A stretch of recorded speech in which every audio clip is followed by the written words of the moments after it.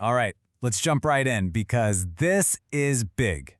OpenAI just dropped something that could be a real game changer for literally everyone in the AI space. They've just released two brand new open-weight language models called gpt-oss. And believe me, this is a huge deal for making powerful AI accessible to all of us. And this quote from their announcement says it all, really. They're not just putting out another model. They're basically saying they are pushing the absolute frontier of what open models can do, especially when it comes to reasoning. This means that top-tier performance, it's not just locked away behind a corporate API anymore. So that's the real question, isn't it? What actually separates these new models from the big proprietary ones we all know, like GPT-4, or even from the other open models that are already out there? Well, let's get into it. Okay, first up, let's break down what these models actually are and what this term open weight really means. So when you hear open weight, I want you to think of the model's weights as its brain. It's all the learned information, all the connections that make it tick. By releasing the weights, OpenAI isn't just letting you talk to the model through a window. They're handing you the entire brain so you can study it, change it, and run it anywhere you want. Here's probably the best way to think about it. A proprietary model like GPT-4 is kind of like a restaurant with an amazing secret recipe. The food's fantastic, but you can only order off their menu. An open-rate model? That's like the chef publishing the recipe for everyone. Now you can cook it yourself, you can add your own spices, and you can even open your own restaurant with it. It means total customization and, crucially, total data privacy because you can run it on your own machine. And to top it all off, these models are being released under the Apache 2.0 license. Now, for those who don't know, this is an incredibly flexible license. It's basically a massive green light for developers and companies to use, change, and even build commercial products on top of these models with almost no strings attached. It's built for innovation. Okay, so they're open, which is great, but are they actually any good? And that brings us to performance.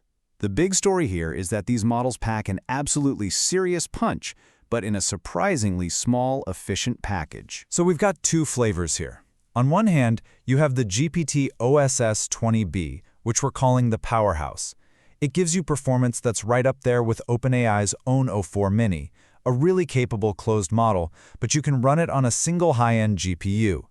Then on the other hand, you've got the Pocket Rocket, GPT-oss 20B. This little guy only needs 16 gigs of memory. That means it can run on laptops, on your own hardware, which opens up a whole new world of on-device AI. And you don't have to take my word for it. The numbers back it all up. When you put them head-to-head with OpenAI's own strong proprietary models, these new open models really hold their own. You can see they match or even beat them in complex problem-solving and coding. But look at HealthBench. This is where it gets crazy.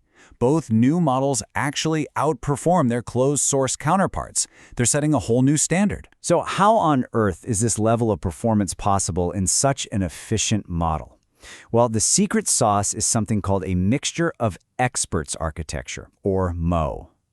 See, while the big model has 120 billion parameters, it only actually uses a tiny fraction of them for any given task, just 5.1 billion. Think of it like this. You have a massive library, but you also have a genius librarian who knows exactly which 5 books you need to answer your question. You get the power of the entire library without having to carry it all on your back. All right, so these things are powerful, they're efficient, and they're open. Now, anytime you open source something this powerful, you absolutely have to talk about safety. OpenAI knew this would be a huge concern, so they decided to tackle it head-on. And they didn't just do the standard stuff. This was a multi-layered approach. First, before they even started training, they filtered out a ton of harmful data related to really dangerous topics like chemical, biological, and nuclear threats. Second, and this is the wild part, they actually tried to break it themselves. They simulated a worst-case scenario by intentionally fine-tuning a version to be malicious.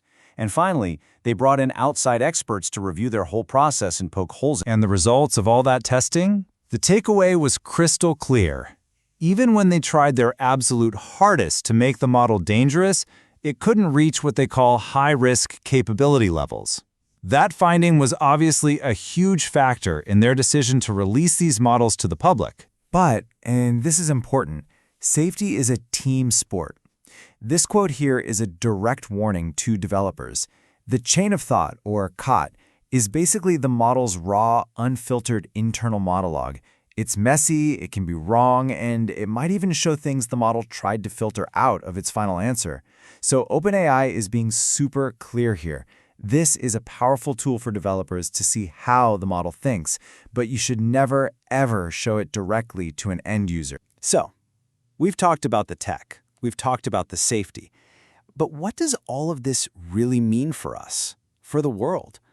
Why does having powerful, open AI like this actually matter so much? Well, the impact here is incredibly wide.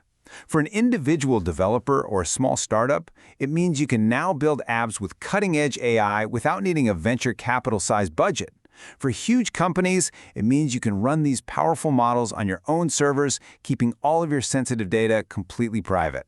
And for researchers, it's like being handed the keys to the kingdom.